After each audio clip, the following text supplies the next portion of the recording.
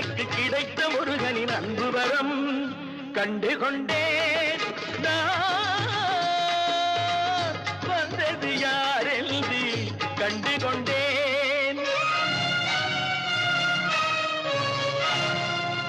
இடையோடு கூடும் உடை கோவணங்கள் எவையும் இல்லை ஐயா.